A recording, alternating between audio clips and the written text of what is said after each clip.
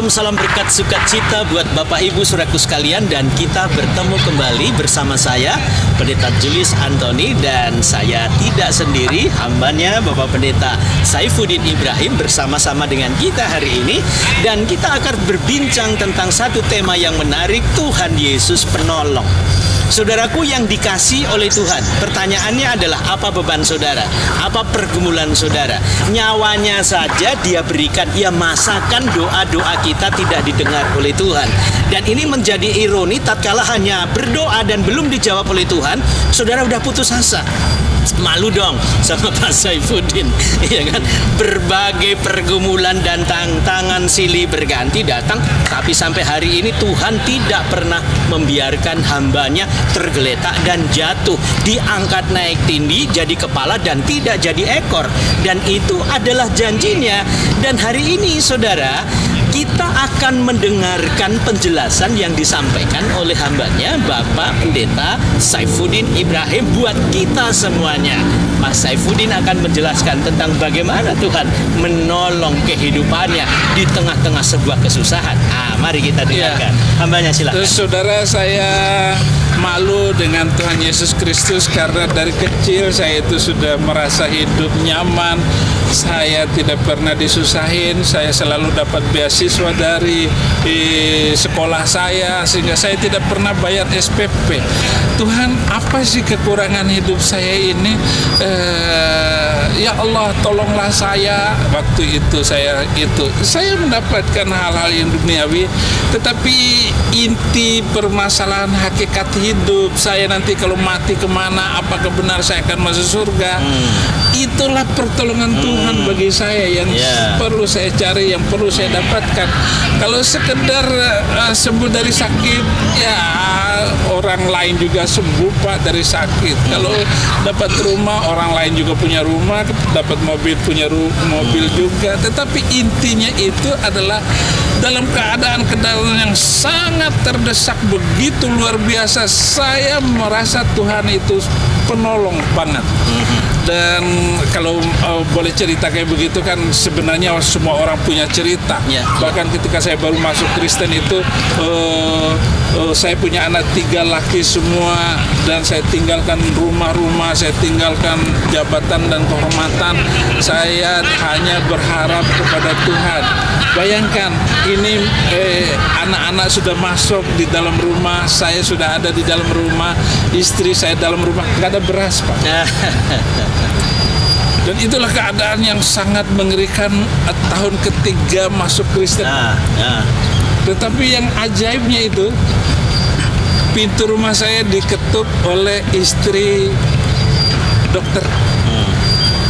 Dia bawa beras 50 kilo. Mimpi atau enggak ini? Luar biasa. Di situ saya melihat bahwa memang Tuhan itu ada.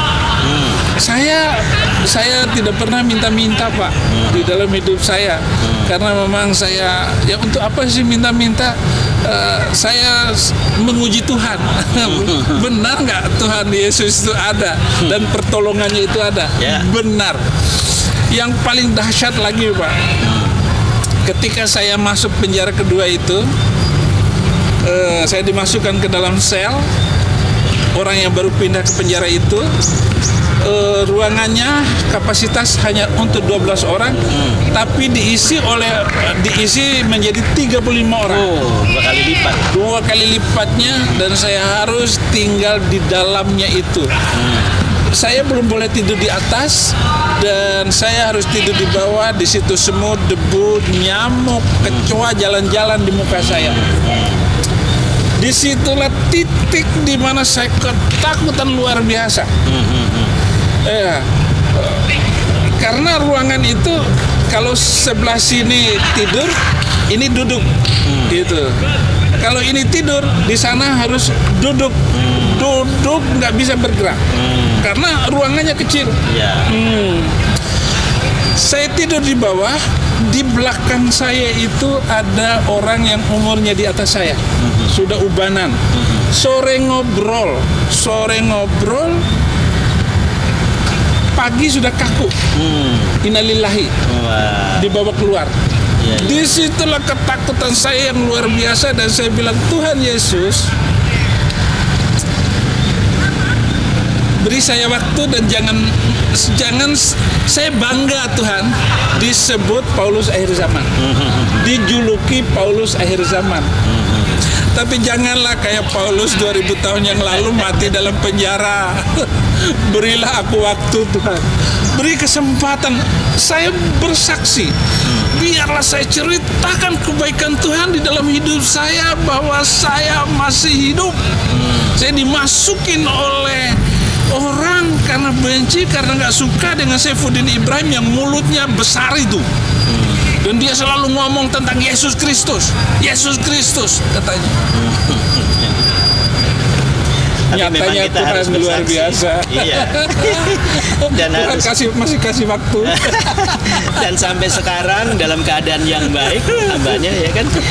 Jadi memberitakan Injil kemana-mana. Saudara kemarin baru pulang dari Kalimantan, dan hari ini ketemu, kita bicara, dan beliau cukup sibuk, tetapi hari ini menyempatkan diri untuk bersama-sama bicara tentang kebaikan Tuhan, bicara tentang pertolongan Tuhan. Jadi Tuhan itu masih ada dan selalu ada. Jangan pernah takut, jangan pernah khawatir, karena ketakutan, kekhawatiran tidak pernah bisa menambah barang sehasta saja pada jalan hidup kita. Nah, saudaraku yang dikasih oleh Tuhan Yesus, dari kesaksian hambanya yang hebat ini, saudara bisa ambil makna yang baik, pelajaran yang baik, bahwa ternyata ikut Yesus memang tidak semudah membalik telapak tangan. Ikut Yesus tidak seperti lampu Aladin yang digosok-gosok keluar jinnya sambil berkata, hahaha, 3 permintaan dan 3 jawaban. Tetapi saudaraku sekalian, hidup ini tidak seperti itu. Hidup ini ada sebuah proses. Dan saya percaya hambanya waktu masuk penjara itu pun adalah bagian dari sebuah proses. Tuhan ingin mempertontonkan pertolongannya buat hambanya. Coba. Amin. Gimana? Bukan itu saja, bahwa Tuhan memasukkan saya dalam penjara supaya blow up nama Dia, yaitu nama Yesus. Hanya nama Yesus. Hanya nama Yesus. Hanya nama Yesus. Bukan nama Saifuddin Ibrahim, Pak. Bukan nama Saifuddin Ibrahim yang terkenal. Nama Dia, karena disebut-sebut oleh Saifuddin Ibrahim, itu akan menjadi luar biasa, dan pertolongan Tuhan akan selalu ada. Saya tidak pernah ragu, saya tidak pernah kecut hati, tawar hati dengan apapun keadaan saya selama ini. Bahkan saya ditipu oleh hamba Tuhan, ditipu sama pendeta lagi. Ya, tapi saya percaya Tuhan itu menolong saya. Jadi Dia sebenarnya telah menghina dirinya, telah menjatuhkan namanya di hadapan Tuhan itu sendiri. Dan Tuhan tidak akan berkenan kepada dia, bahkan kepada keturunan dia. Dia hamba Tuhan, tetapi dia menipu uang Tuhan, bukan uang saya yang ditipu. Dan ingat saudara, yang pernah menipu, siapapun Anda tidak akan mendapat pertolongan Tuhan, dan Anda tetap akan di dalam kesusahan demi kesusahan. Tetapi kalau kesusahan Anda itu karena menolong orang lalu ditipu orang, lain cerita. Anakmu, kamu sedang menyimpan tabungan untuk anak cucumu, bahkan dia akan lebih bagus lagi karena kamu ditipu, karena menolong orang. Dan pertolongan Tuhan itu, ini adalah hukum roh. Anda menolong orang lain, Anda akan ditolong oleh Tuhan. Ya, nah saudara ingat baik-baik itu, menarik itu. Hukum Tuhan, artinya apa yang kita tabur itu yang akan kita tuai. Kalau kita menabur kebaikan, maka kita juga akan menuai kebaikan. Penjelasan dari hambanya, Bapak Pendeta Saifuddin Ibrahim ini memberikan pencerahan yang pertama, saudara. Jangan pernah berputus asa, Tuhan tetap menolong kita. Jangan saudara keluar dari iman kekristenanmu karena masih ada Tuhan yang menolong. Seberat apapun penderitaan yang kau alami, ingat, ada Tuhan yang menolong dan memberikan jalan keluar buat kita. Luar biasa, dan pastikan saudara terus ada dalam berkat Tuhan karena Tuhan Yesus selalu memberkati kita sekalian. Sukses buat saudara dan Tuhan Yesus memberkati. Haleluya.